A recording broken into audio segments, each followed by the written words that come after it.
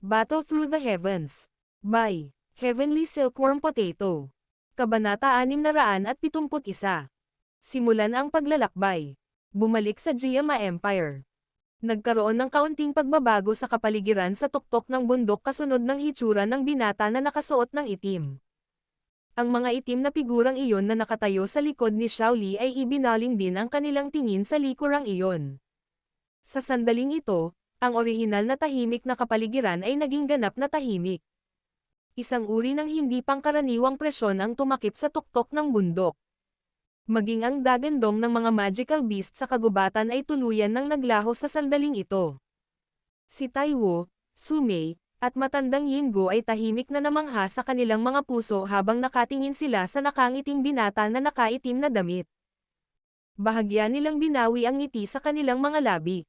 Bagamat mukhang mas bata sa kanila ang edad ng binatang ito, nahirapan silang mapanatili ang ganap na kalmado sa harap niya sa kabila ng kanilang walang awa na mga karakter, na hinahasa sa loob ng Black Corner region. Ito ay dahil malinaw na alam nilang lahat na ang binatang ito na may mainit na ngiti ay naging sanhi ng pagkamatay ng isang piling dawwang at isang dalubhasa na may kalahating paa sa klase ng Daozang mula sa Black Corner region sa isang miserableng paraan. Kaya, maaari silang makapagsalita sa isang masayahin at nakakatawang paraan sa harap ng malamig, walang malasakit na mukha ni Xiaoli, ngunit wala silang ibang pagpipilian kundi itago ang kanilang atensyon sa harap ng nakangiting binata na ito, hindi nangangahas na maliitin siya kahit kaunti. Sa wakas ay sumugod ka na. Malamang na si Xiaoli lang ang hindi maapektuhan. Sa makatuwid, hindi niya pinansin ang bahagyang pagbabagong iyon sa kapaligiran at siya ang unang nagsalita ng may ngiti kay Xiaoyan. Ngumiti si Xiaoyan at tumango. Agad niyang itinuro sina Linyan, Ziyan, at ang tatlong iba pa sa likod niya at ngumisi. Dapat mo rin silang kilalanin. Lahat sila ay kaibigan ko at maituturing na mga katulong na natipon ko sa pagkakataong ito. Bahagyang natuwa si Xiaoli nang marinig niya ito. Sa kanyang paningin, natural niyang nakikita na si Linyan at ang iba pa ay medyo malakas. Ang Ziyan na iyon, na ang panlabas na anyo ay tulad ng isang maliit na batang babae, ay naging dahilan upang magkaroon siya ng pakiramdam na hindi siya makita. Ang ganitong pakiramdam ay isang bagay na naramdaman lamang ni Xiaoli kay Xiaoyan at ang napaka-cute na batang babae na mukhang inukit mula sa jade sa klase ng dawwang. Ang 5 taong ito ay mga dalubhasa na natipon ko mula sa loob ng Black Corner region dati. Ang kanilang lakas ay nasa klase ng dawwang. Nakangiting nagsalita si Xiaoli habang itinuro ang 5 figure ng tao na ang katawan ay nakatayo na kasing tuwid ng sibat sa Dallas Disc habang naglalabas sila ng matalim at mabagsik na aura. Hahaha. Hindi masama. Lumipat ang tingin ni Xiaoyan sa 5 figure ng tao. Tumango siya ng may kasiyahan. Ang lakas ng 5 taong ito ay nasa paligid ng isang 6-star dawwang. Maaari silang ituring na malalakas na tao kahit na inilagay sa buong Black Corner region. Ayon sa inaasahan ni Xiaoyan, malamang na sapat na ang kanilang lakas upang labanan ang tinatawag na 10 strong sa loob ng Giama Empire. Pagbati kay Chief Xiao. Ang malamig at mahigpit na mukha ng mga tropa ay nagpakita ng medyo matigas na ngiti sa kanilang mga mukha habang sila ay sumisigaw ng sabay-sabay nang makita nilang nakatingin si Xiaoyan. Ang mga taong ito ay pawang napakamatinak na figure sa loob ng Black Corner region. Sa kabila nito, hindi sila nang ahas na maliitin si Xiaoyan, na pumatay sa fanlaw ng Blood Sect at Medicinal Emperor na si Han Fang. Pinarangalan ang lakas sa loob ng Black Corner region. Ang puntong ito ay malalim na nakabaon sa loob ng mga buto ng isang tao. Kaya naman, maaari nilang harapin si Xiaoli nang walang pakialam ngunit dapat nilang talikuran ang pagmamataas na iyon sa loob ng kanilang mga puso at maingat na pangasiwaan ang sitwasyon noong nasa harap sila ni Xiaoyan. Hahaha. Tatandaan ni Xiaoyan ang pabor ng lahat sa pagtulong sa akin at tiyak na bibigyan ang lahat ng kasiya siyang pabuya kapag nagtagumpay tayo. Ngumiti si Xiaoyan, pinagsalikop ang kanyang mga kamay at nagsalita. Sa kanyang puso, malinaw na naunawaan niya na natural lang na ang mga taong ito ay nagnanais ng isang mayamang gantimpala para sa kanila na malagay sa panganib na masaktan ang isang malaking kaaway tulad ng Misty Cloud Sect upang tulungan siya. Sa makatuwid, ang pagsasabi ng anumang mga salita ng pasasalamat ay hindi maaaring magbigay ng inspirasyon sa iba tulad ng isang pangungusap. Gaya ng inaasahan. Biglang bumalatay ang pananabik sa mga mukha ng mag-asawang elite na si Dawang nang marinig ang mga salitang ito mula kay Xiaoyan. Napakalaking panganib ang ginawa nila dahil sa katayuan ni Xiaoyan bilang isang Tier 6 alchemist. Kung nagawa nilang bigyan ng pabor si Xiaoyan, natural na magiging mayaman ang kanilang gantimpala na lampas sa kanilang imahinasyon. Hanggat mag-utos si Chief Xiao, papatayin namin ang Misty Cloud Sect hanggang ang dugo ay bumuo ng ilog gaano man kalakas ang bastos na sekta na iyon. Bukod sa pagiging nasa sabik, ang mga salitang uhaw sa dugo na natatangi sa Black Corner region ay lumabas sa bibig ng iilang eksperto na Dawang. Ngumiti si Xiaoyan at tumango. Idiniin niya ang palad sa bakanteng hangin at pinakalma ang mga ito. Pagkatapos nito, agad niyang ibinaling ang kanyang ulo para tingnan si Old Yingo, Sumei, at Wu Tai. Pagkaraan ng ilang sandali, ang kanyang tingin ay lumipad patungo sa mga eksperto mula sa tatlong pangkat sa tuktok ng puno. Bahagyang lumakas ang tibok ng puso ni Old Yingo at nang dalawa pa nang makita nila ang tingin ni Xiaoyan. Maingat silang makapagsalita kapag kaharap si Xiaoli. Gayunpaman, sa harap ng una, palagi nilang nararamdaman ang isang presyon na mahirap ilarawan. Ang ganitong uri ng panggigipit ay nagdulot sa kanila ng lubos na pagkabalisa. Ubo. Chief Xiao, ang paglalakbay sa Jiama Empire sa pagkakataong ito ay masasabing napakahaba. Ang paglalakbay roon at pabalik ay mangangailangan ng ilang buwan nang hindi binanggit ang karagdagang oras na kailangan dito. Keke, dapat ay alam mo rin ang sitwasyon sa loob ng Black Corner region.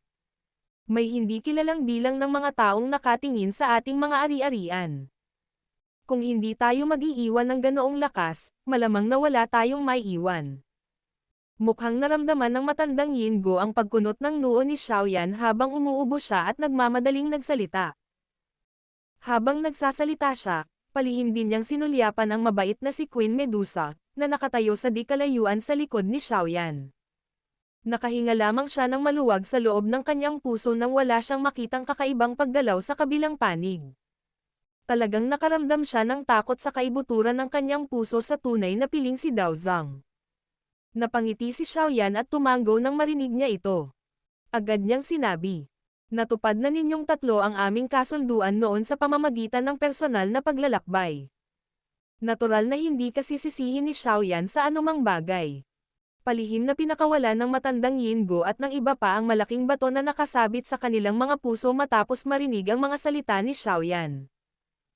Nag-aalala sila kung anong uri ng mahirap na sitwasyon ang haantong sa kanila kapag hiningi ni Xiaoyan na magpadala sila ng mas maraming tao. Gayunpaman, muling tumaas ang puso nilang tatlo sa susunod na pangungusap ni Xiaoyan. Dapat malaman ninyong tatlo na may ilang panganib sa operasyong ito.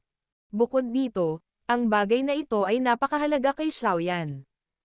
Kaya, umaasa ako na kayong tatlo ay hindi magkaroon ng saloobin ng random na pagpapadala ng bagay kapag nakipag-away kayo sa Misty Cloud Sect. Kung hindi, mahinang ngumiti si Xiaoyan ngunit isang mabangis, mahigpit na kislap ang sumilay sa kanyang maitim na mga mata. Ang mahinahon niyang boses ay nadagdagan din ng lamig. Bagamat kasalukuyang handa na ang lahat, malinaw na naiintindihan ni Xiaoyan si Old Yingo at ang iba pang mga kasama nito. Kung hindi siya kumatok at yumugyog ng kaunti, malamang natahimik lang silang maglalaro. Katulad nga ng sinabi niya. Ang paglalakbay na ito pabalik sa Jiama Empire ay talagang napakahalaga sa kanya. Hindi niya hahayaang maging dahilan ng pagkawala ng lahat ng kahit na anong pagkakamali. Natural na hindi magiging maawain si Xiaoyan sa sino mang makikialam sa pagpapatupad ng kanyang plano. Ang kasalukuyang siya ay hindi na ang walang alam na binata niya noon. Naunawaan din nina Old Yingo, Sumei, at Taiwo ang babala at lamig sa boses ni Xiaoyan. Bahagyang nagbago ang kanilang mga ekspresyon. Tuyong tumawa ang matandang Yingo at siya ang unang bamuka ng bibig upang magsalita. Chief Xiao, makatitiyak ka na dahil nangako kaming bibigyan ka ng kamay, lahat tayo ay nasa iisang bangka. Tiyak na hindi tayo gagawa ng katangahan tulad ng pagpapait ng bangka at paglubog ng magkasama. Hihihi. Natural na ito ang pinakamahusay sa ganitong paraan. Kapag nagtagumpay ang usapin, tiyak na ibibigay ni Xiaoyan ang gantimpala na gusto ninyong lahat. Walang anumang pagkaantala. Isang mainit na ngiti ang muling sumilay sa mukha ni Xiaoyan habang dahan-dahan siyang nagsalita pagkatapos marinig ito. Sinabayan nilang tatlo si Xiaoyan nang nakangiti nang makita nila kung paano nagbago ang mukha ng huli na kasing bilis ng pag-flip ng libro. Gayunpaman, tahimik silang nag-click sa kanilang dila sa kanilang mga puso. Sa paanong paraan kumilos ang taong ito na parang 20 taong gulang nang humarap siya sa mga isyu. Siya ay halos walang pinagkaiba sa mga matandang fox na gamulo sa kalahati ng kanilang buhay. Lumingon lamang si Xiaoyan matapos niyang iling ang tatlong tao. Tumingin ang kanyang tingin kay Xiaoli. Parehong-pareho ang iniisip ng kanilang mga puso habang nakangiti sila sa isa't isa. Ang ruta patungo sa Jiama Empire sa pagkakataong ito ay napakalayo. Imposibleng kahit isang dalubhasa na si Dawang ay gumamit ng mga pakpak ng Daochi upang magmadali at masakop ang distansya. Bukod dito, medyo marami ang mga taong may klase ng Daoling kasama natin. Sa wakas ay ibinoka ni Xiaoli ang kanyang bibig at nagsalita matapos makitang ganap na pinatatag ni Xiaoyan ang sitwasyon. Bahagyang tumango si Xiaoyan. Noon, medyo matagal din siyang naglalakbay mula sa Jiama Empire patungo sa Black Corner region. Natural na naiintindihan niya kung gaano kalayo ang paglalakbay sa pagitan ng dalawa. Sa kanyang kasalukuyang lakas, kailangan niyang magpahinga ng ilang beses sa daan upang makumplito ito. Hihihi. Kung lalakad tayo sa lupa patungo sa Jiama Empire, malamang na hindi tayo makakarating sa loob ng kalahating taon. Tumawa si Xiaoli. Agad siyang bumuga ng matalim na sipol gamit ang kanyang bibig. Nang sumipol ang sipol, agad na umalangaw-ngaw ang mga alon ng mababa at malalim na hayop. Pagkatapos nito, libu-libong mga ibon ang lumipad mula sa kagubatan habang ang 10 napakabangis na mukhang magical beast ay nagpakpak ng kanilang malalaking pakpak ng laman, na nagdadala ng isang alon ng mabangis na hangin habang sila ay mabilis na tumaas patungo sa tuktok ng bundok at nagbuga ng isang mababang, halimaw na dagandong patungo kay Xiaoli. Ang 10 Tiger Eagle Beasts na ito ay pawang tunay na rank 4 magical beast.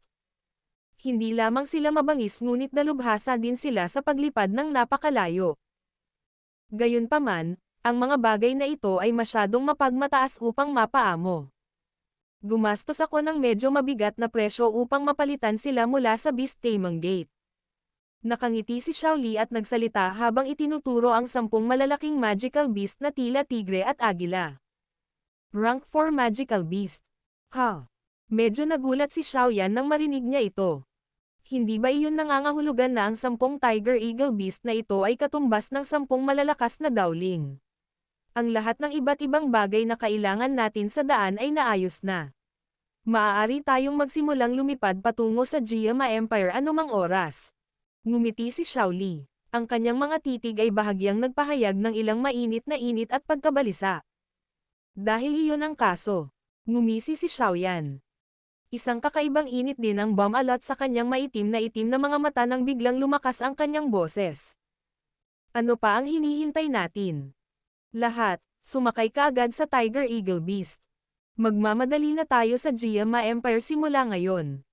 Ang mga salita ni Xiaoyan ay narinig lamang ng ang mahigit 100 itim na figure, na nakatayo tulad ng mga poste na kahoy sa dalasdis ng bundok, ay nagsimulang magmadaling pasulong. Agad silang dumapo sa Tiger Eagle Beast na gumagapang sa lupa. Ang mga eksperto mula sa Dark Sky Sect at ang iba pang 2 paksayon ay sumugod din sa mga lumilipad na hayop na nagtatagal sa hangin. Hinintay ni Xiaoli na maupo ang lahat bago muling ibinuga ng kanyang bibig ang matalim na sipol. Kaagad, ang 10 Tiger Eagle Magical Beasts ay tumayo na may mahinang dagandong. Ibinaba nila ang kanilang malapad na mga pakpak, na may dalang ligaw na ligaw habang dahan-dahan silang umakyat sa langit. Ang mabangis na hangin ay nagkaroon ng hugis sa kalangitan. Itinaas ni Xiaoyan ang kanyang ulo at pinagmasdan ang 10 napakalaking lumilipad na magical beast sa itaas at isang kumukulong mainit na pakiramdam ang biglang umakyat sa kanyang dibdib. Sa mahinang sigaw, ikinapak niya ang jade green na mga pakpak ng apoy sa kanyang likod at agad na sumugod patungo sa napakalaking ulo ng isang Tiger Eagle Beast sa paraang parang kidlat. Si Reyna Medusa, Xiaoli, at ang iba pa ay mabilis na sumugod mula sa kanyang likuran. Nakatayo si Xiaoyan sa ulo ng Tiger Eagle Beast. Ang ihip ng hangin mula sa harapan ay nagdulot ng pagkaliyab ng kanyang damit. Ibinaba niya ang kanyang ulo at pinagmasdan ang lalong maliit na lupa bago dahan-daang itinaas muli. Ang mga mata niyang iyon ay nakatitig sa malayong hilagang langit. Ang sulok ng kanyang bibig ay dahan-daang hinayla sa isang madilim at malamig na ngiti. Jiama Empire, Misty Cloud Sect, bumalik na si Xiaoyan. Battle Through the Heavens. Kabanata 672. Aktibidad ng Misty Cloud Sect. May 3 tao na nakaupo sa isang bulwagan na binabantayan ng husto sa napakalaking mansyon ng Primer Clan na matatagpuan sa kabisera ng Jiama Empire. Medyo mabigat ang atmosphere doon. Yafei, may nangyari ba para tawagin mo kaming lahat dito ng sabik na sabik? Ang isang matandang lalaki na nakasuot ng maputlang asol na damit sa ibabang bahagi ng bulwagan ay bahagyang nagkunot ng kanyang mga kilay at tumingin sa magandang ginang na nakaupo sa upuan ng pinuno bago manguna sa pagsasalita. Hihihi. Tama na, Miss Yafei, nagkataon na nakatanggap tayo ng assignment ngayon at nagmamadali tayo. Isang lalaki ang nakaupo sa wheelchair sa kabilang side ng hall. Nakatingin din ang kanyang tingin sa babaeng nakaupo sa upuan ng pinuno habang nakangiti at nagsasalita. Brother Xiaoding, tawagin mo na lang akong Yafei. Ang porma ng address mo na ito ay mukhang estranghero. Ang babae sa upuan ng pinuno ay may malajade na mukha at larawan na parang mga mata. Ang nakangiting arko na itinaas sa sulok ng kanyang makinis na pulang bibig ay madaling pumuno sa kanya ng isang mature at kaakit-akit na estilo, na lumilitaw na lubhang kapansin-pansin. Ang pamilyar na mukha na ito ay natural na si Yafei, na may magandang relasyon kay Xiaoyan. Nang marinig ang paraan ng pakikipag-usap niya sa lalaki, nakakagulat na siya ang kuya ni Xiaoyan, si Xiaoding. Ang pangunahing dahilan para magmadali akong ipatawag sina Old Hai at Xiaoding ay dahil nakatanggap ako ng masamang balita. Marahang idiniin ni Yafei ang macelan na daliri sa mesa habang bahagyang nagkunot ang kanyang mga kilay at sinabing. Ayon sa impormasyon, ang Misty Cloud Sect ay kasalukuyang nagkakaroon ng malaking aktibidad. Ang huling pagkakataon na nagkaroon ng anumang aktibidad ang Misty Cloud Sect ay noong sinalakay nito ang Xiao Clan. Ito ay pareho sa pagkakataong ito. Sa tingin ko ay malaki ang kanilang layunin. Habang binanggit niya ang bahagi tungkol sa pag-atake sa angkan ng Xiao, ang tingin ni Yafei ay dahan-dahan ding lumingon kay Xiaoding na nakaupo sa isang wheelchair. Gayunpaman, ang huli ay hindi nagpakita ng kaunting paggalaw. Pinanatili pa rin niya ang tagsibol na parang ngiti. Ang ganoong paraan ay parang ang isyo ng Xiao Clan na muntik nang mapuksa noon ay walang kahit katiting na relasyon sa kanya. May paggalaw na naman sa Misty Cloud Sect. Si Hai Badong sa kanyang tabi ay napakunot ng noo nang marinig niya ito. Sinabi niya, ano ang gusto nilang gawin sa oras na ito? Pansamantalang hindi ko alam ang motibo nila. Bukod dito, ang kanilang aktibidad ay sobrang lihim. Kung ang aking kasalukuyang network ng impormasyon ay hindi pa lumawak sa Misty Cloud Sect, malamang na mahihirapan akong maramdaman ito. Umiling si Yafei habang bahagyang ibinuka ang kanyang mapupulang labi para magsalita. Huwag mong sabihin sa akin na tayo ang pinupuntirya nila. Paano nila nalaman na ang mga natitirang miyembro ng Xiao Clan ay protektado ng ating Primer Clan? Sumimangot si Hai Badong at nagsalita sa malalim na boses. Ito ay hula pa lamang. Ang lahat ng mga aktibidad ng Misty Cloud Sect nitong mga taon ay lalong hindi katulad ng lumang sekta na nagpapanatili ng isang malayong katayuan. Sa palagay ko kahit na ang imperial na pamilya ay pinag-aaralan din ang bawat kilos nila. Gayunpaman, ang lakas ni Yun Shan ay talagang napakalakas. Kaya, kahit na ang imperial na pamilya ay hindi nang ahas na gumawa ng anumang kakaibang kilusan, na lumikha ng ganoong kalapit na sitwasyon, na nagiging sanhi ng matinding pag-uudyok, mahihirapan silang lutasin. Ipinahayag ni Yafei ang kanyang mga iniisip. Ang Primer Clan ay isa sa 3 malalaking clan ng Jiama Empire na may napakalaking implikasyon, ganap na hindi katulad ng aming Xiao Clan noon. Kung ang Misty Cloud Sect ay gustong kumilos laban sa iyo, tiyak na magreresulta ito sa kawalang tatag sa loob ng imperyo. Ang ibang mga paksayon ay malamang na hindi uupo doon at hahayaan ang Primer Clan na sirain ang lahat. Siyempre, lahat ng bagay ay nawasak ng Misty. Ang sabi mo, Ang Mystic Cloud Sect ay orihinal na pinakamalakas na pangkat sa loob ng Jiama Empire ngayon, sa pagdaragdag ng isang dalubhasa tulad ni Yun Shan, ang ibang mga paksayon ay medyo matatakot kahit na gusto nilang tumulong. Si Xiaoding, na nakaupo sa wheelchair, ay nag-cross sa kanyang 10 daliri sa kanyang harapan at dahan-daang nagsalita. Ang mga salitang ito ay may ilang loika sa kanila. Gayunpaman, dapat tayong mag-ingat palagi. Xiaoding, dapat mong ipaalam sa mga miyembro ng iyong clan na iwasang lumabas hanggat maaari sa panahong ito. Kailangan ding tahimik na maging alerto ang Primer Clan. Kung talagang magsimula ang Mystic Cloud Sect ng anumang aktibidad, hindi tayo mahuhuli. Naglakad-lakad si Haibadong sa bulwagan saglit bago nagsalita sa malalim na boses. Oo, bahagyang tumango si Xiaoding. Pinagmasdan niya ang masikip na pagsimangot sa matandang mukha ni Haibadong at mahinang bumuntong hininga. Old Hai, pasensya na. Dahil lahat ng ito sa aming Xiao Clan. Nasangkot talaga namin ang Primer Clan mo. Bakit ngayon mo pa ito sinasabi? Ikan-away ni Haibadong ang kanyang kamay kay Xiaoding. Nakangiti siyang nagsalita. Bukod dito, hindi ka namin tinutulungan ng walang dahilan. Maaari mong ituring ito bilang ang dating ako ay ginagamit ang aking lumang buhay at ang Primer Clan bilang mga taya sa isang taya. Ang matandang Hai ay pastahan na ang aking pangatlong kapatid na lalaki ay makakabalik at talunin ang Mystic Cloud Sect. Kung iyon ang kaso, iyon ay talagang isang napakalakas na sugal. Tumawa ng mahina si Xiaoding habang sumagot. Kung ganoon, naniniwala ka ba na babalik ang maliit na lalaki at babaguhin ang alon? Ngumisi si Haibadong at ibinalik ang tanong. Pinunasan ni Xiaoding ang kanyang ilong at ngumiti. Mahina niyang sinabi. Natural akong naniniwala. Bukod dito, nararamdaman ko na ang araw na ito ay maaaring hindi masyadong malayo. Ang matandang ito ay nagbabahagi rin ng iyong mga iniisip. Hahaha. Isang ngiti din ang sumilay sa labi ni Yafei habang pinagmamasdan ang dalawang nakangiting figure. Isang itim na damit, binata na may pares ng maitim na mata ang dahan-daang lumabas sa kanyang ulo. Bata, naniniwala din ako na babalik ka sa Jiama Empire bilang isang malakas na tao. Sa isang malayong bulwagan sa likod ng bundok ng Mystic Cloud Sect.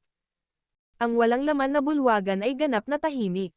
May isang napakaganda at kapansin-pansing babaeng nakasuot ng puti na matatagpuan sa gitna ng bulwagan. Tahimik siyang umupo sa futon at mariing nakapikit. Creak.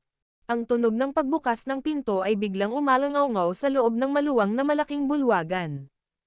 Kaagad, ang pintong mahigpit na nakasara ay dahan-daang bumukas at sinundan ng liwanag ng buwan ang puwang at kumalat sa bulwagan. Sa wakas, binalot nito ang babaeng nakaputing damit, na parang malabo, pilak, sinulid, na naging dahilan upang ang huli ay maging tulad ng isang diwata sa kalangitan na napuno ng isang maharlika at ethereal na pakiramdam na mahirap ilarawan. Isang matandang figure ang dahan-daang pumasok pagkabukas ng pinto. Sa wakas, huminto ang kanyang mga yabag sa isang lugar na hindi kalayuan sa babaeng nakaputing damit. Nakangiti siyang nagsalita. Yun galit ka pa rin ba sa guro? Dahan-daang iminulat ng babaeng nakaputi ang kanyang mga mata nang marinig ang matandang boses.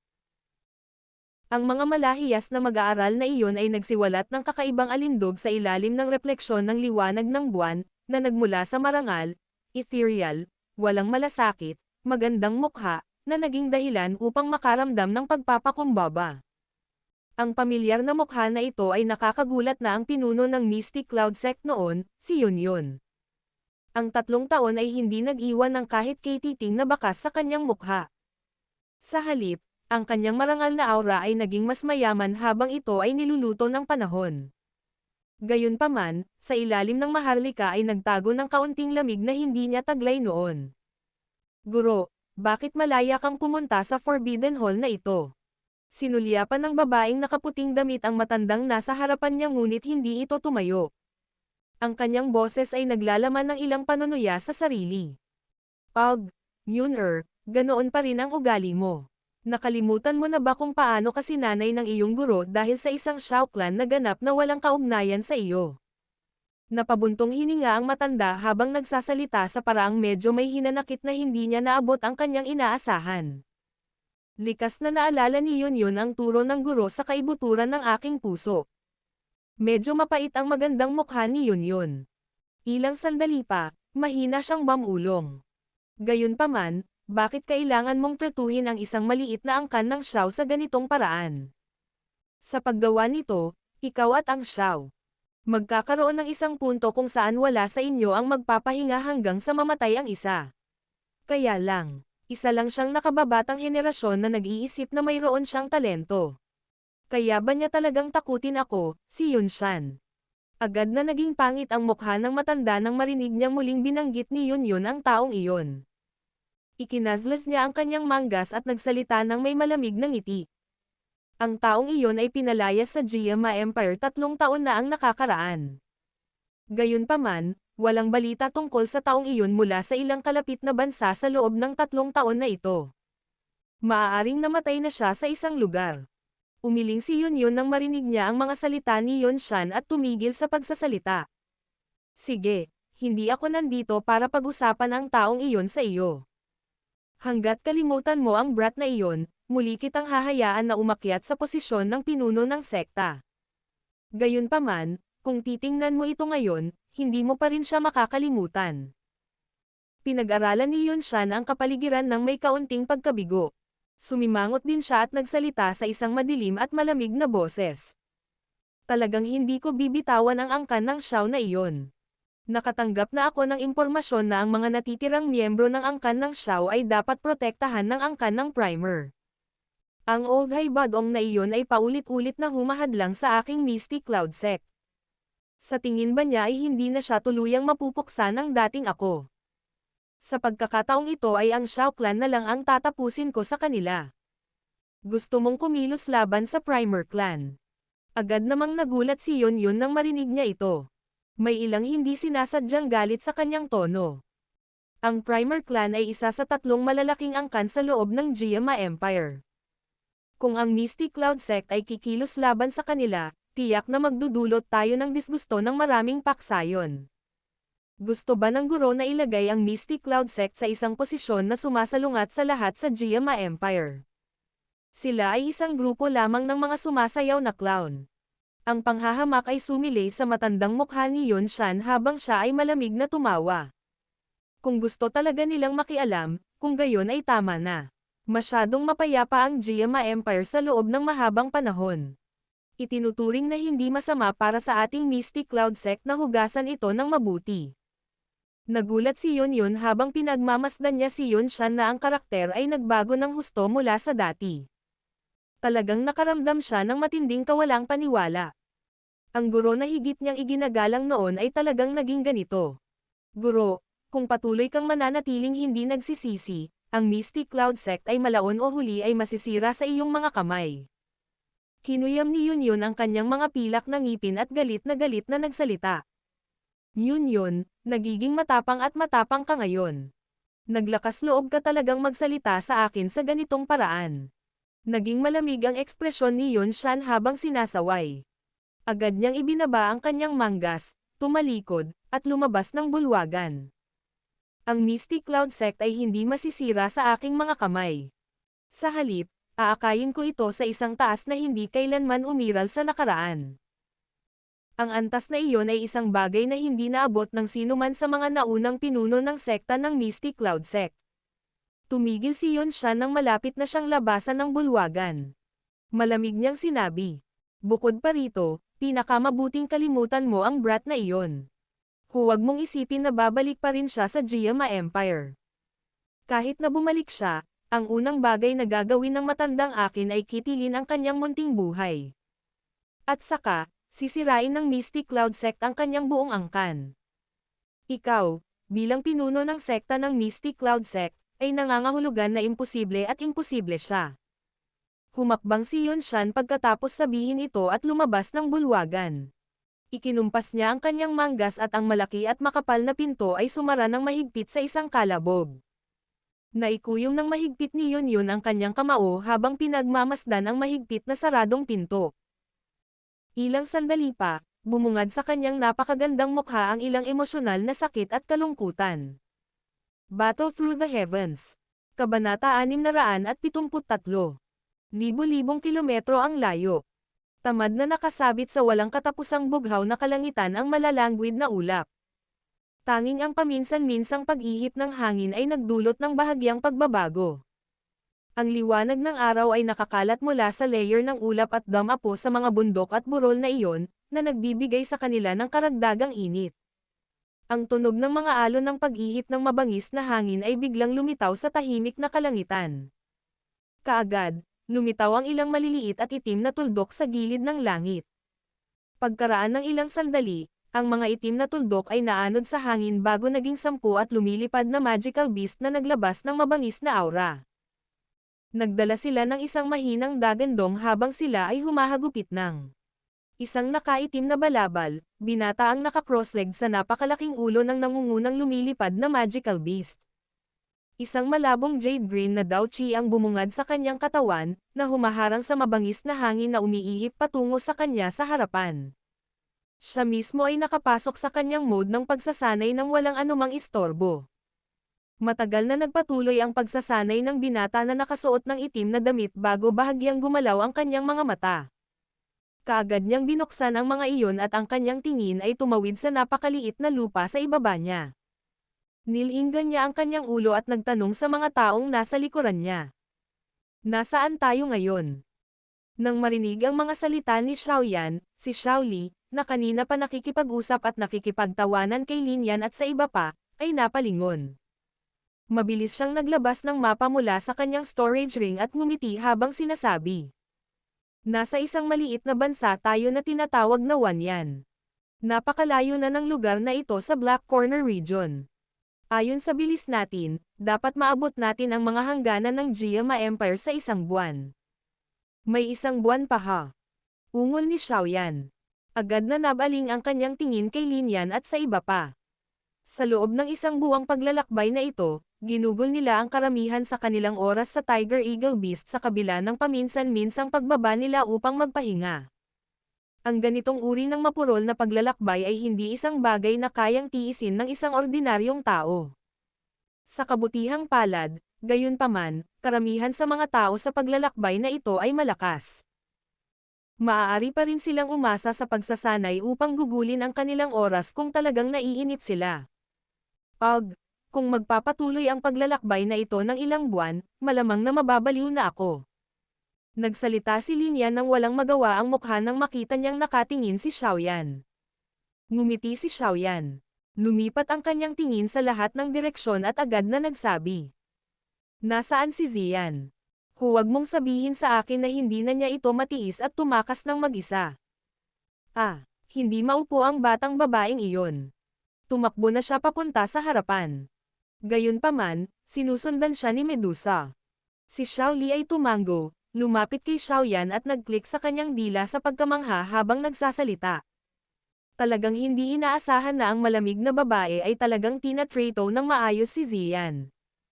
Talagang nagboluntaryo siyang sundan at protektahan siya. Hayaan mo silang gawin ang gusto nila. Hindi dapat magkaproblema si Ziyan sa paligid ni Kailin. Ngumiti si Xiaoyan. Ang kanyang tingin ay dumaan sa 10 kasamang Tiger Eagle Beast sa likod niya at sinabing. Walang aksidenteng nangyari diba? Oo, maayos ang takbo ng lahat. Gayunpaman, sa napakaraming grupo ng mga tao na lumilipad sa kalangitan, hindi natin maiiwasang magdulot ng kaguluhan kapag lumipad tayo sa ilang lugar kung saan naruroon ang ilang paksayon. Kung mayroon silang isang malakas na tao, lalapit sila at mag-iimbestiga. Bukod dito, ang ilan sa mga taong iyon ay nag-imbita pa sa amin na bumaba at magtipon sa kanila nang makita nilang napakalakas ng grupo natin. Natatawang sagot ni Xiaoli. Subukang maiwasan ang isang salungatan sa mga paksayon na ito. Dumadaan lang kami at hindi nakikialam kahit anong problema ang makaharap namin. Tanggihan na lang iyong mga taong nag-abot ng imbitasyon sa atin. Bahagyang tumango si Xiaoyan at nagsalita pagkatapos mag-isip sandali. Ang paglalakbay na ito mula sa Black Corner region hanggang sa Jiama Empire ay libu-libong kilometro ang layo. Mayroong lahat ng uri ng iba't ibang paksayon na pumupuno sa distansya sa pagitan nila. Kung sila ay masangkot sa ilang problema, malamang na ang kanilang paglalakbay ay maaantala ng husto. Ito ay isang bagay na hindi gustong makita ni Xiaoyan, na nagmamadali sa Jiama Empire. Hihihi. Natural na alam ko ito. Bukod dito, ipinaalam ko rin kay Old Yingo at sa iba pa na tretuhin ng may paggalang ang mga ekspertong iyon, na dumating para mag-obserba, bago sila paalisin. Natatawang sabi ni Xiaoli. Tumanggaw si Xiaoyan. Tumayo siya at tumingin ang kanyang tingin sa malayong hilagang langit. Ilang sandali pa, bumantong hininga siya at sinabing. Siguro kung gaano kalaki si kuya at ang iba pa. Sandali ding natahimik si Xiaoli nang marinig niya ito.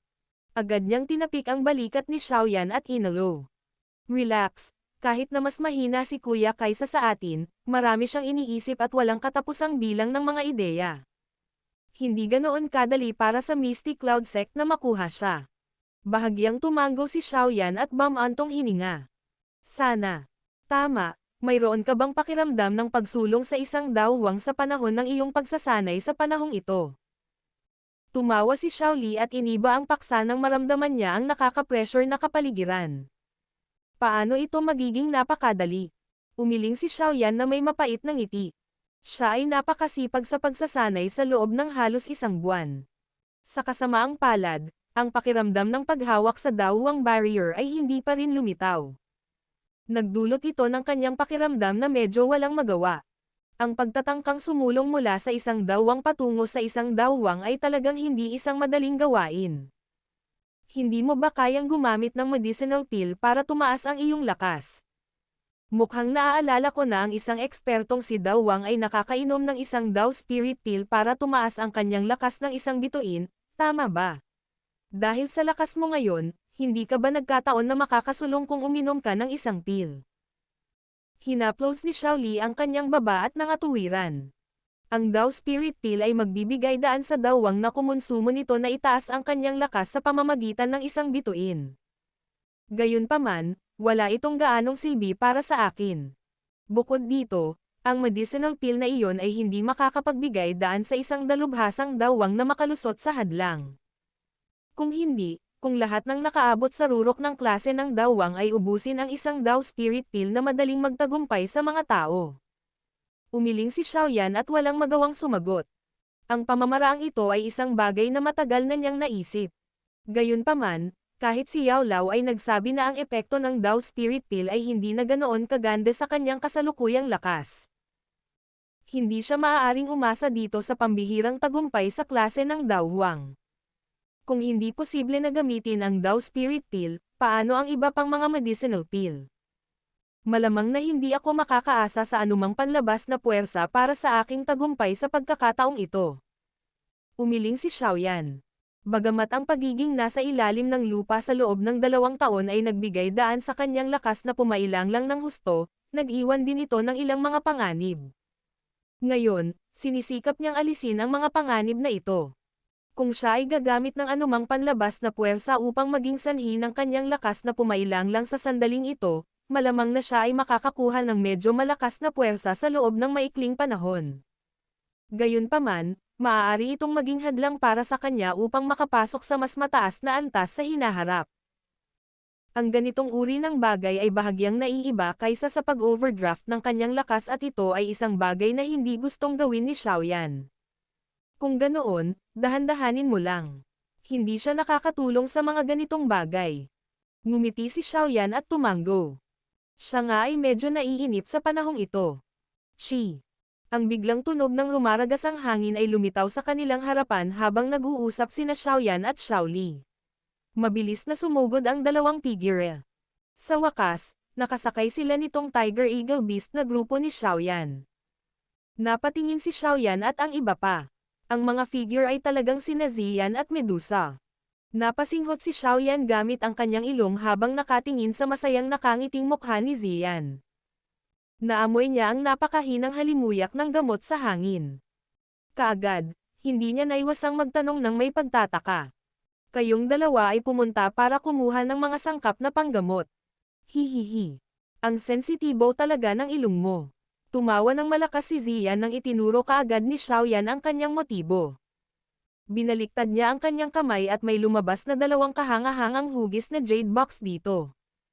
Ibinigay ito ng maliit na batang babae kay Xiaoyan habang tumatawa habang sinabing, maaari mong itago ang ilan sa mga sangkap na panggamot na ito upang matulungan si Old Sister Kailin na magpino ng mga panggamot na table task sa hinaharap.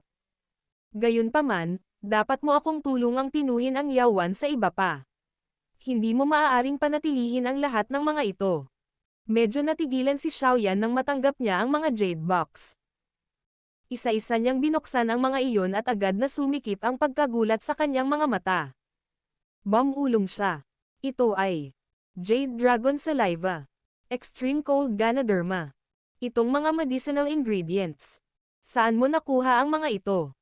Hindi nakapagtataka na nagulat si Xiaoyan. Ang ilang mga panggamot na sangkap na ito ay karamihan sa mga kinakailangan upang pinuhin ang Soul Recovery Pill. Binanggit ni Xiaoyan ang medicinal pill na ito kay Medusa noon.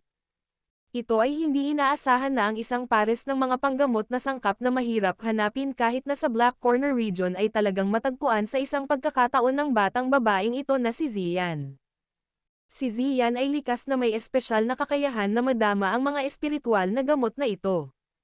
Natural na madaling gawain ang hanapin ang mga ito. Hinaplos ni Medusa ang maliit na ulo ni Ziyan at walang pakialam na nagsalita kay Xiaoyan. Napakunot ng noo si Xiaoyan. Nakalimutan niya na si Ziyan ay may espesyal na kakayahan. Dapat niyang dalhin ang batang babae na ito kung gusto niyang maghanap ng mga sangkap na panggamot sa hinaharap. Gayunpaman, ang mga sangkap na panggamot na ito ay hindi lumilitaw na parang kakaalis lang sa lupa. Ang mga sangkap na panggamot na ito ay hindi ba't iyong hinanap at nahukay ng tama? Nilero ni Xiaoyan ang mga jade box. Parang may natuklasan siya habang nakakunot ang noo niyang tanong. Hihihi. Tumawa si Ziyan nang marinig niya ito. Agad siyang nagsalita ng mahina. Ito ang mga bagay na iniimbak ng ilang paksayon sa daan. Sinabi ni Old Sister Kailin na sayang para sa kanila na panatilihin ang mga ito. Kaya, palihim naming inilabas ang mga ito. Natigilan si Xiaoyan habang nakatingin kay Ziyan na awkward na nakangiti. Unti-unting naging berde ang kanyang ekspresyon habang galit na tumingin kay Medusa. Dinala mo talaga siya para magnakaw ng mga sangkap na panggamot. Aayusin ko ito kung may mangyayaring problema. Wala kang dapat ipag-alala. Bukod dito, ang mga sangkap na panggamot na ito ay ang lahat ng kailangan mo para matulungan mo akong pinuhin ang Soul Recovery Pill. Hindi ko nais na maghintay hanggang matapos ang ating kasunduan para lang sabihin mo sa akin na hindi mo pa nahanap ang lahat ng sangkap na panggamot. Pinaikot ni Medusa ang kanyang mga labi at walang pakialam na nagsalita. Namilog ang sulok ng mga mata ni Xiaoyan. Hindi niya inaasahan na ang dalawang individual na ito, isang malaki at isang maliit, ay talagang magdudulot ng gulo. Mabuti na lang at hindi sila natuklasan nang ninakaw nila ang mga sangkap na ito sa gamot. Kung hindi, maaari nilang kalimutan ang tungkol sa maayos na pagpapahinga para sa kanilang paglalakbay. Palakasin ang aming bilis. Berde ang ekspresyon ni Xiaoyan habang siya ay tumalikod at same time na nagsalita kay Xiaoli. Oo, isang mapait na tawa ang pinakawalan ni Xiaoli. Ang mga pakpak ng Daochi sa kanyang likod ay ikinumpas habang siya ay sumugod sa isa pang lumilipad na magical beast. Kayong dalawa ay hindi pinapayagan na umalis nang walang pahintulot ko sa hinaharap. Muling lumingon si Xiaoyan kina Ziyan at Medusa at galit na nagsalita matapos makitang umalis si Xiaoli. Palihim na pinalawak ni Ziyan ang kanyang dila nang makita niya ang medyo berdeng mukha ni Xiaoyan. Si Queen Medusa sa gilid ay may mga patayong kilay ngunit kalaunan ay nilunok ang mga salita sa kanyang bibig nang makita niya ang galit na titig ni Xiaoyan. Si Xiaoyan ay tahimik lamang na nakahinga ng maluwag pagkatapos niyang sugpuin ang 2 taong ito na ang tingin sa isa ay masakit ang ulo. Ibinaba niya ang kanyang ulo, tiningnan ang mga kahon ng jade sa kanyang kamay at walang magawang umiling. Ang tanging magagawa niya ay itago ang mga ito sa kanyang storage ring. Ang bilis ng paglalakbay ng grupo ni Xiaoyan ay malinaw na naging mas mabilis pagkatapos ng usaping ito. Ang ganitong uri ng bilis ay nagpatuloy sa loob ng ilang araw. Nang makalayo na sila sa lugar kung saan lumikha ng gulo sina Ziyan at Medusa ay tuluyan nang napahinga si Xiaoyan. Pagkatapos nito, muli niyang binawasan ang bilis. Ang oras ay mabilis na umagos na parang buhangin sa pagitan ng mga daliri ng isa sa mapurol na paglipad.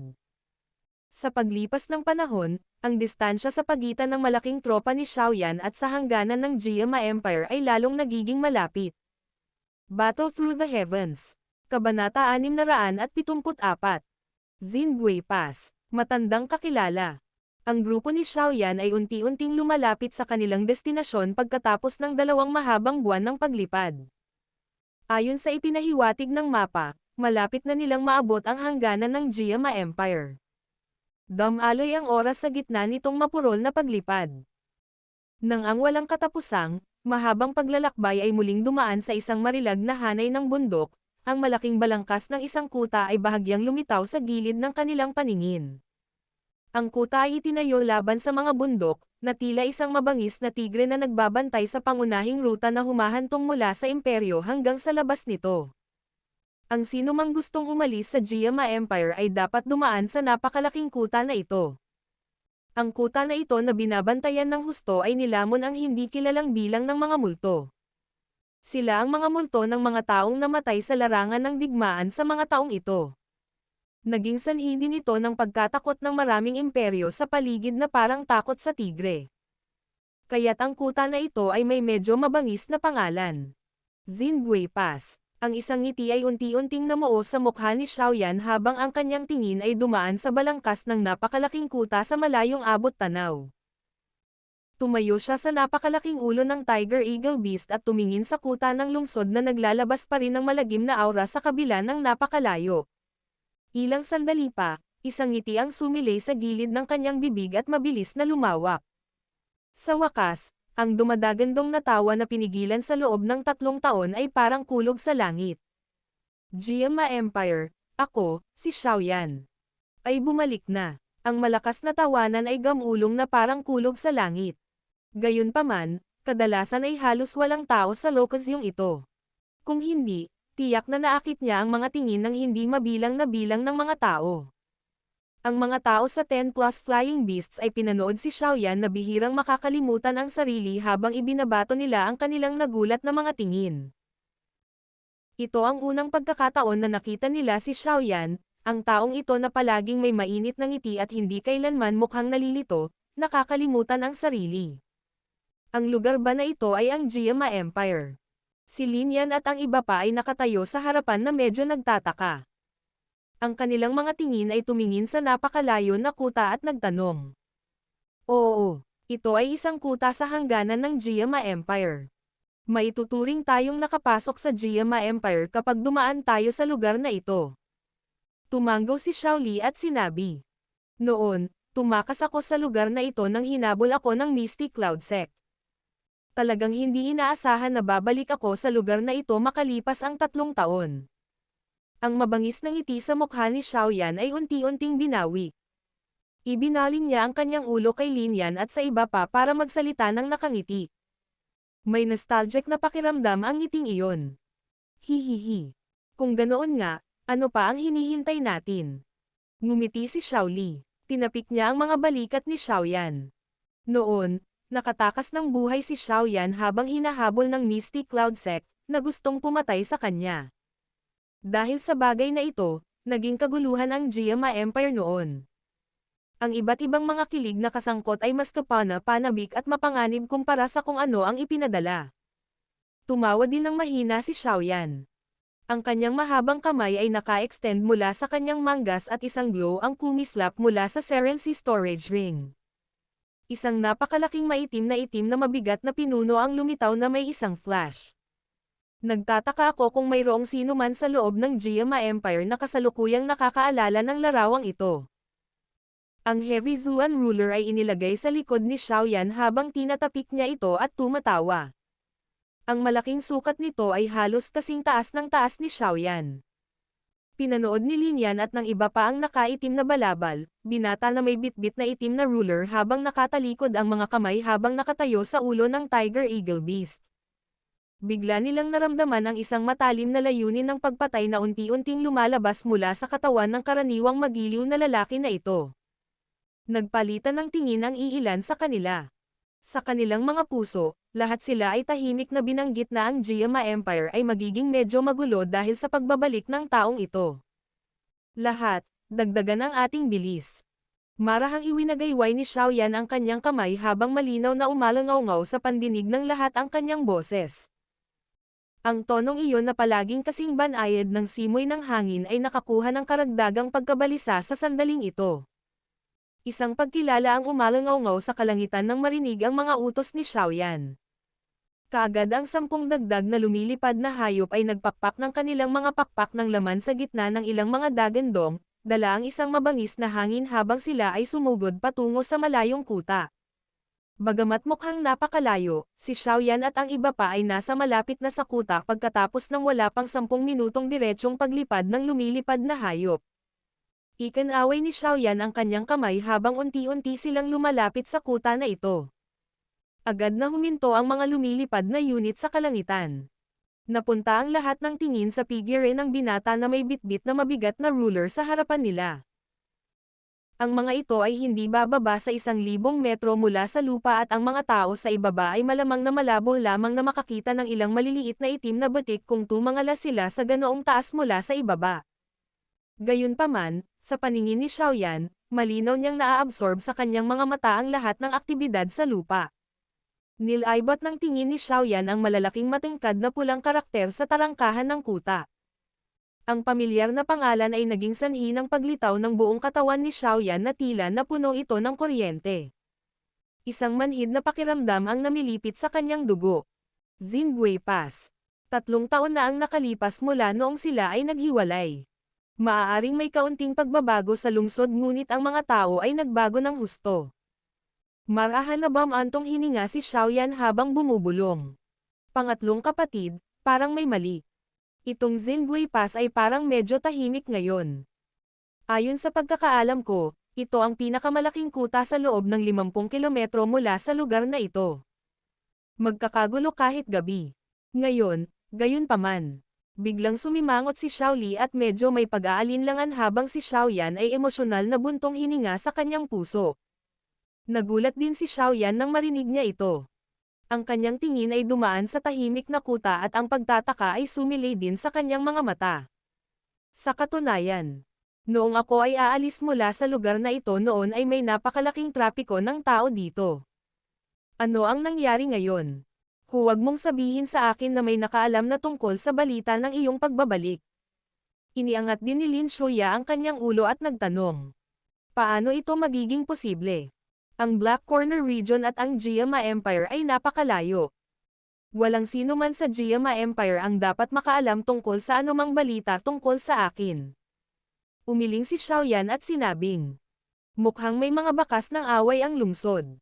Bukod dito, napakaraming malalakas na tao ang nagtitipon sa isang lugar. Si Medusa, na kanina patahimik, ay biglang nagsalita sa mahinang boses. Nagulat si Xiaoyan nang marinig niya ang mga salita ni Medusa.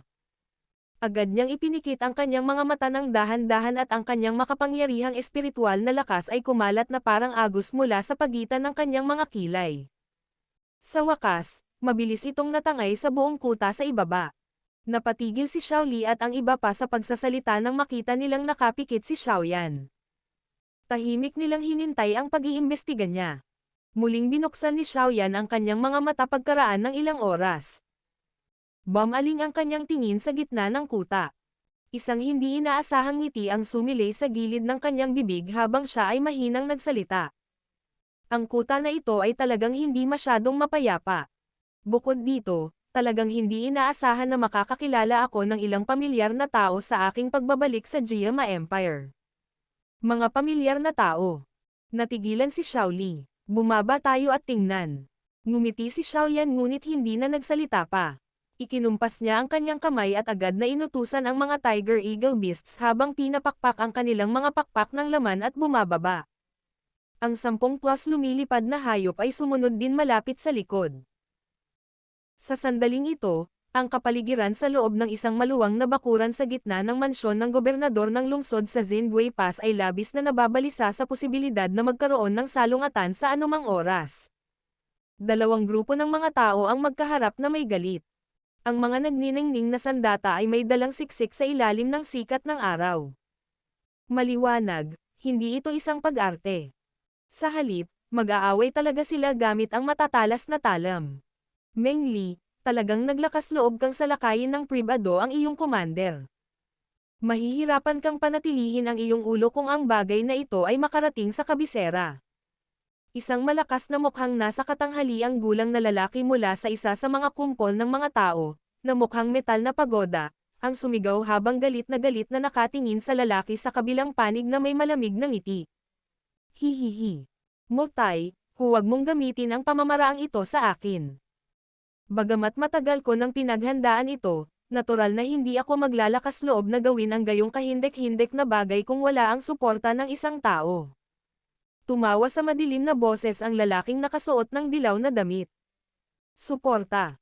Ibig mong sabihin. Ang Misty Cloud Sect. Ang lalaking tinawag na Multay ay nanliit nang marinig niya ito. Sumigaw siya sa gulat na boses. Ano ang gustong gawin ng Misty Cloud Sect? Kung alam ito ng pamilya ng Imperial, tiyak na manyobrahin nito ang kanilang mga tropa para sirain sila. Hihihi. Ang Imperial Family. Ano? Matatakot ba sa kanila ang Misty Cloud Sect sa lakas nito? Tumawa si Meng Li. Agad na naging malamig ang kanyang tingin habang nagsasalita sa masamang paraan. Hanggat papatayin kita, natural na magkakaroon ako ng sarili kong paraan para kontrolin itong Zingwei Pass. Sa reputasyon na itinatag ko sa mga nakaraang taon, maaaring medyo mahirap isama ang lahat ng mga sundalo dito sa ilalim ko ngunit hindi imposible. Gusto mo talagang isama ang hukbo ng imperyo sa ilalim mo. Dahan-daang lumanghap si Multay ng malamig na hangin. Isang bagyo ang bumangon sa kanyang puso. Alam niya na kung ang usapin dito ay kumalat sa kabisera, malamang na ang buong Jiama Empire ay makadarama ng nakakapangilabot na pagkabigla. Hindi inaasahan na ganito kabaliw ang Misty Cloud Sect. Bagaman ang mansyon ng gobernador ng lungsod na ito ang magiging lugar kung saan ka mamamatay, mas mabuti na manatiling walang alam sa ilang bagay. Tumawa si Meng Li. Gusto mo akong patayin sa iyong pinakamataas na lakas ni Dowling. Galit na tumawa si Multay. Commander Multay, alam kong nakalusot ka sa dawang class kamakailan. Gayunpaman, ang isang tao na hindi pa nakakapagpatatag ng kanyang lakas sa dawang class ay nangangahas na maging ganito ka-arrogant. Napakunot ng noo si Meng Li. Agad siyang sumigaw ng malakas. Elder Yun Fan, mangyaring makialam at alisin ang taong ito. Katatapos lang ng boses ni Meng Li nang biglang lumitaw ang humahanggos na hangin. Kaagad-agad, higit sa 10 puting damit na figure ng tao ang kumislap at lumitaw sa nakapalibot na matataas na pader ng harapan. Ang nasa harapan ay isang matandang lalaki na kalmado ang mukha na parang tubig. Isang nakaka-pressure na kapaligiran ang bomb alot sa buong mansyon ng gobernador ng lungsod sa kanyang hitsura. Yun Fan. Isang elder ng Misty Cloud Sect. Pangit ang ekspresyon ni Multay habang nakatingin sa matandang lalaki na lumitaw. Isang kalungkutan ang hindi sinasadyang bomb alot sa kanyang puso. Siya ay nagtatagal sa tuktok ng klase ng Dowling sa loob ng napakaraming taon at sa kabutihang palad lamang nakapasok sa klase ng Dawang hindi pa nagtagal. Kung tatalakayin ng isa ang kanyang lakas, hindi man lang siya maituturing na isang one-star na si Dawang. Paano niya magagawang kalabanan ang elder ng Misty Cloud Sect na ang lakas ay umabot sa 3-star Dawang? Commander Multay, mas mabuti na ibigay mo ang simbolo ng militar. Ang iyong muklan ay isa rin sa 3 malalaking angkan ng imperyo. Kung ang iyong angkan ay sumapi sa ating Misty Cloud Sect, ang mga bagay na makukuha ng muklan sa hinaharap ay tiyak na higit pa kaysa ngayon. Kung patuloy kang hindi magsisisi, malamang na hindi na malayo ang pagkawasak. Si Yun Fan ay walang pakialam na tumingin sa pangit na ekspresyon ni Multay at dahan-daang nagsalita. Ang Misty Cloud Sect ay gumagawa ng pagtataksil at tiyak na isang kahihiyan. Ako, si Multay, ay isang general ng imperyo. Hindi na kailangang sabihin sa akin ng iba kung ako ay susuko sa iyo. Kahit ako, ang aking sarili, ay minamaliit ako. Galit na sagot ni Multay. Matigas ang ulo na tanga. Umiling si Yun Fan. Ang kanyang ekspresyon ay unti-unting naging malamig. Ikinuyong niya ang kanyang kamao at may lumabas na dark blue longsword sa kanyang kamay. Nakataas ang sword tip habang nakalok ito kay Mutay bago siya nagsalita sa walang pakialam na paraan. Ang tanging kapalaran ng sinumang humahadlang sa ating Mystic Cloud Sect ay kamatayan. Dahil nananatili kang hindi nagsisisi, huwag mong sisihin ang dating ako sa pagiging walang awa. Hahaha. Ganoon din. Hindi pa ako nakikipagpalitan ng suntok sa sinuman mula nang nakalusot ako sa klase ng dawang. Ngayon, hindi ako magpapatalo kahit mamatay ako sa iyong mga kamay. Gayunpaman, ang ligaw na ambisyon ng Mystic Cloud Sect ay tiyak na mamamatay sa embryonic stage nito. Itinaas din ni Mutay ang lahat ng hangarin sa pakikipaglaban sa kanyang puso nang marinig niya ang layunin ng pagpatay na nasa boses ni Yunfan.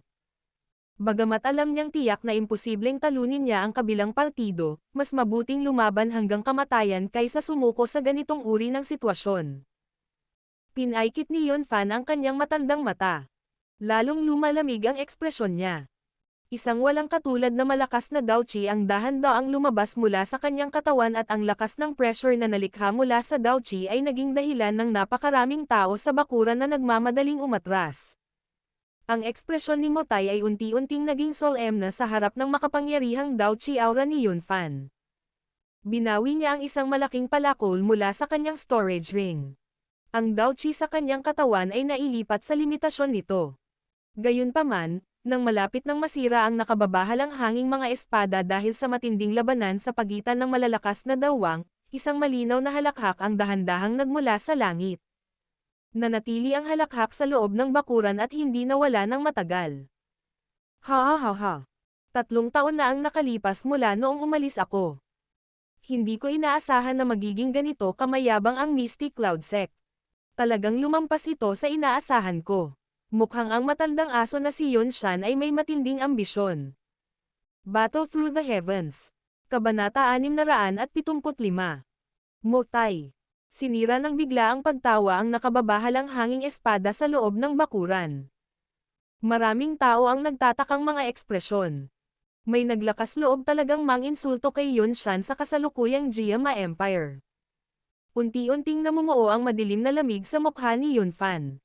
Dahan-dahan niyang itinaas ang kanyang ulo at ibinato ang kanyang tingin sa langit tulad ng iba. Gayunpaman, bahagyang nagbago ang ekspresyon ng bawat isa ng ang kanilang mga tingin ay tumingin sa 10 at napakalaking lumilipad na hayop na nananatili sa kalangitan. Sino ang mga hindi inanyayang bisitang ito? Napatingin din si Mutay sa lumilipad na magical beast sa kalangitan ng may alarma.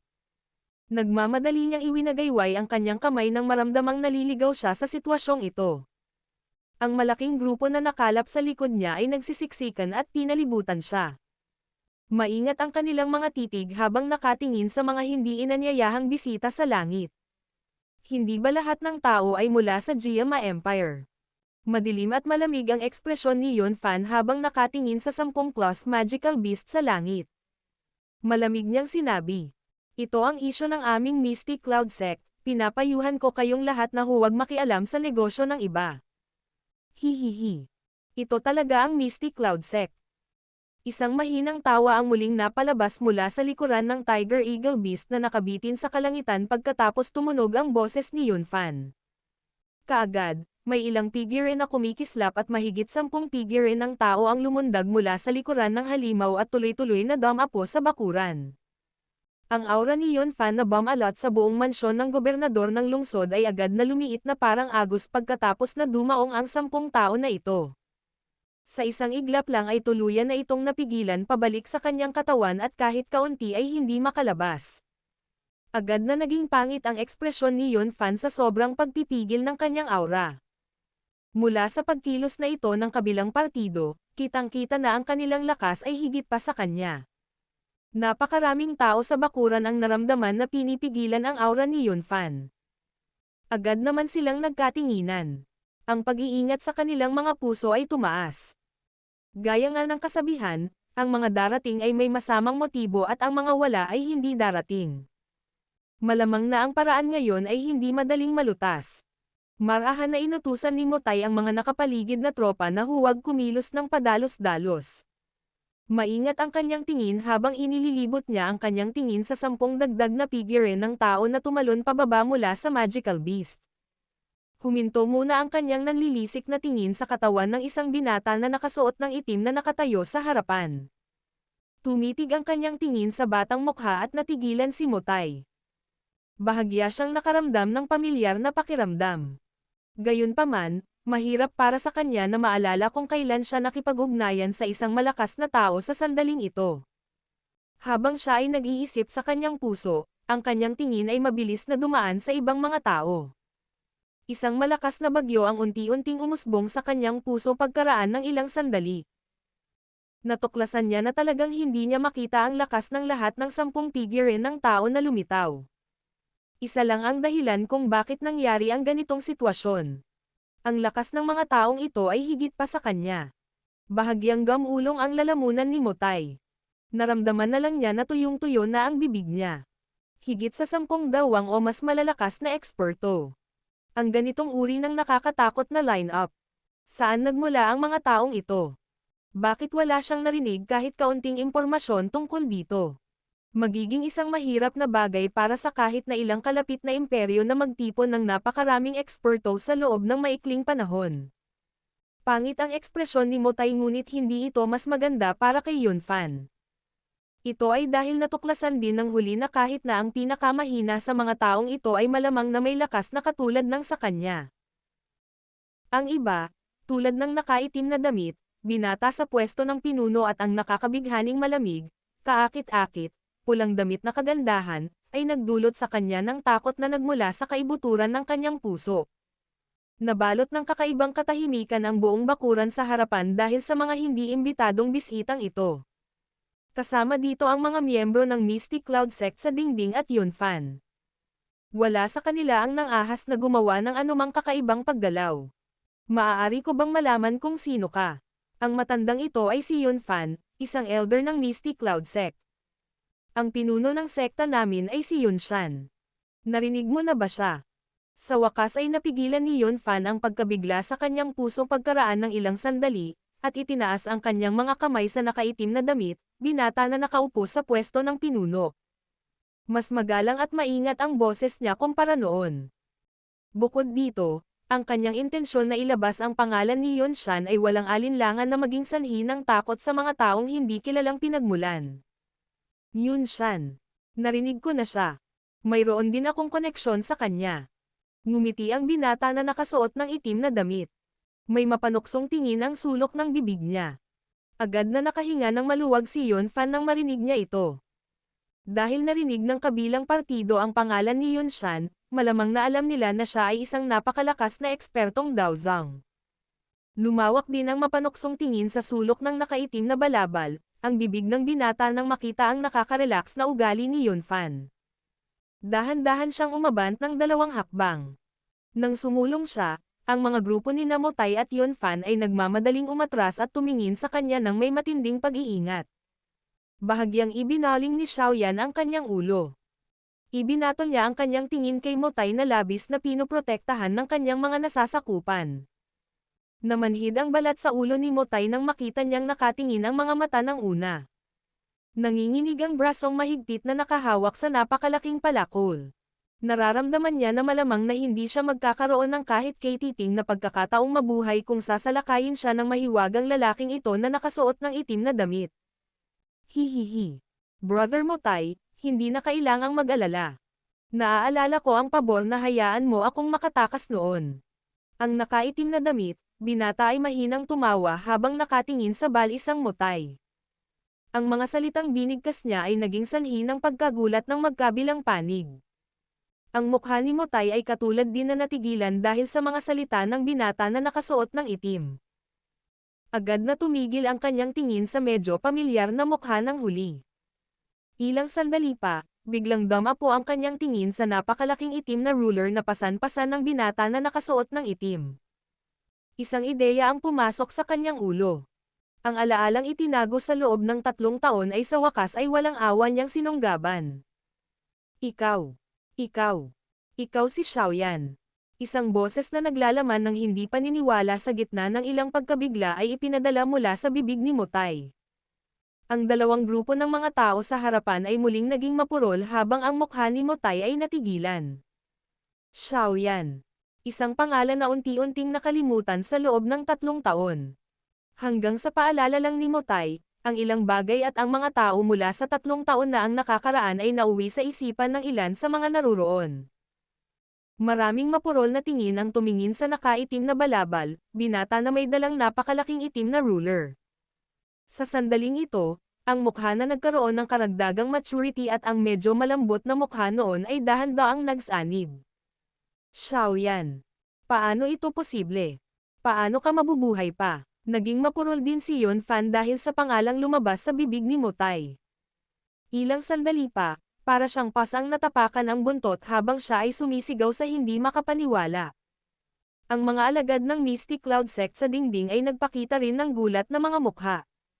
Sa sandaling ito lamang nila naunawaan kung ano ang kahulugan sa likod ng mga naunang salita ni Xiaoyan tungkol sa pagkakaroon ng medyo malalim na koneksyon kay Yunshan. Talagang mayroon silang malalim na koneksyon sa pagitan nila. Gayunpaman, iyon ay sa mga hindi mapagkakasunduang mga kaaway. Napangiti si Xiaoyan at umiling habang tinitingnan ang iba't ibang ekspresyon ng lahat sa bakuran. Ngumiti siya at kinausap si Yunfan. Buhay pa ang matandang asong iyon na si Yunshan. Bakit ako mamamatay? Namula ang mukha ni Yunfan. May mga labi pa rin ang hindi makapaniwala sa mukha niya. Ang salarin na gumawa ng Mystic Cloud Sect sa isang malaking gulo 3 taon na ang nakakaraan ay talagang buhay pa. Bukod dito, sa hitsura nito, ang lakas ng taong ito ay tumaas hanggang sa isang punto na higit pa sa kanya. Ang puso ni Yunfan ay hindi sinasadyang tumalon ng malakas nang maisip niya ito. Ngayon lang niya naintindihan kung bakit ginamit ng Mystic Cloud Sect leader ang buong lakas ng sekta para habulin ang binatang ito na teenager pa lamang. Ang potensyal ng paglaki ng taong ito ay talagang nakakatakot. Patayin siya. Hindi kumurap si Yunfan nang bigla siyang sumigaw sa mabangis na paraan. Hindi niya kayang hayaang mabuhay ang taong ito. Ang mahigit 10 alagad ng Mystic Cloud Sect na nasa dingding ay nagpakawala ng mahigpit na sigaw pagkatapos tumunog ang utos ni Yunfan. Gayunpaman, ang kanilang Daochi ay kalalabas lamang nang marinig nila ang matalim na tunog ng rumaragas ang hangin. Agad na tumusok ang matatalas na talon ng espada mula sa kanilang mga dibdib habang umaagos ang matengkad na pulang dugo. Ang buhay sa kanilang mga mata ay mabilis na nawala. Pilit nilang iniikot ang kanilang mga ulo habang nagkakalat ang kanilang mga kamalayan. Gayunpaman, nakita lamang nila ang maraming malamig na mukha na puno ng uhaw sa dugo. Plop! Plop! Isang mahinang tunog lamang ang maririnig nang bumagsak ang mga bangkay sa dingding at bumagsak sa lupa. Ang mukha ni Mutay ay hindi sinasadyang namula. Ang kanyang tingin ay malabo na sumulyap sa 10+ itim na figure na hindi namamalayang lumitaw sa dingding. Agad na lumitaw ang pagkabigla sa kanyang puso.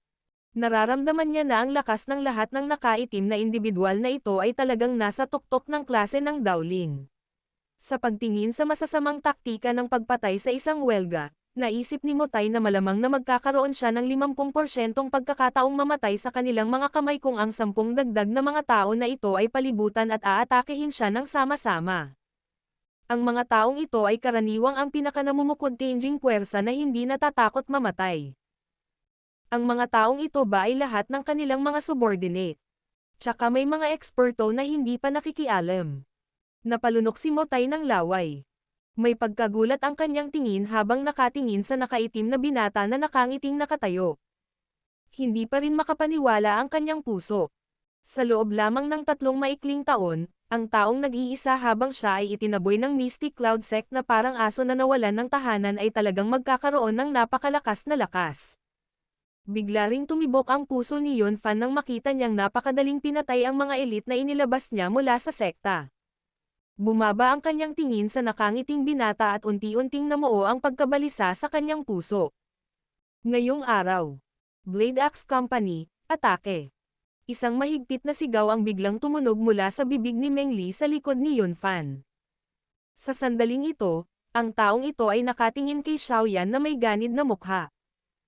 Hindi inaasahan na ang bagay na kanyang kukunin ay masisira ng bastos na ito. Dahil ito ang kaso, papatayin niya silang lahat. Bastos, talagang naglakas loob ka na pribadong manyobrahin ang hukbo. Agad na sumigaw ng galit si Mutay nang marinig ang sigaw ni Meng Li. Tumawa ng masama si Meng Li. Nagdilim at naging malupit din ang kanyang tingin nang unti-unti niyang naririnig ang tunog ng maayos na mga yabag sa labas. Walang pakialam na tumingin si Xiaoyan kay Meng Li. Naalala pa niya ang taong ito. Noon, hinarang siya ng taong ito noong papaalis na siya sa Jiama Empire. Dahan-daang itinaas ni Xiaoyan ang kanyang ulo at iwinagayway ang kanyang kamay at ang 10 at napakalaking lumilipad na hayop sa kalangitan. Hihihi. Chief Xiao, maaari mong iwan sa amin ang maliliit na hipon na ito. Hindi mo kailangang mag-alala tungkol sa kanila. Isang tawa ang umalangaw-ngaw mula sa langit pagkatapos iwagayway ni Xiaoyan ang kanyang kamay. Kaagad, maraming itim na anino ang damaloy. Ang makapangyarihang Dao Qi ay agad na pumutok sa labas ng mansyon kasabay ng tunog ng mga blades na nagbabanggaan at miserableng pag-iyak. Matapos marinig ang tunog ng pagpatay sa labas at makitang wala ni isang sundalo ang sumugod pagkaraan ng ilang sandali, unti-unting tumigas ang ngiti sa mukha ni Meng Li. Naglagay siya ng libu-libong sundalo sa labas. Ngunit mula sa hitsura nito ngayon, unti-unting kumalat ang madugong amoy mula sa labas. Unti-unting bumalatay ang maputlang puti at takot sa mukha ni Yun Fan at Meng Li. Napatingin si Xiaoyan sa kanilang dalawa at dahan-daang humakbang. Ang kanyang banayad na boses, gayunpaman, ay naging sanhi ng paglamig ng mga katawan nina Yun Fan at Meng Li. Pagbabayaran ko ang ginawa ng Misty Cloud Sect sa Xiao Clan ng mahigit 100 beses. Ngayon, magsisimula ako sa inyong dalawa. Relax, bababa din ang matandang aso na si Yun Shan at sasamahan ka. Ang isip ni Motay ay medyo wala sa isip habang nakatingin sa likod ng nakaitim na damit, binata na dahan-dahang naglalakad. Ang mga salitang binitawan ng binata na kaawa-awang hinabol 3 taon na ang nakakaraan ay muling narinig sa kanyang pandinig. Tulungan mo akong ipaalam kay Yun Shan. Sa loob ng 2 taon o hindi bababa sa 5 taon, ako, si Xiaoyan ay babalik. Itong lalaking ito. Sa totoo lang, ginawa niya talaga.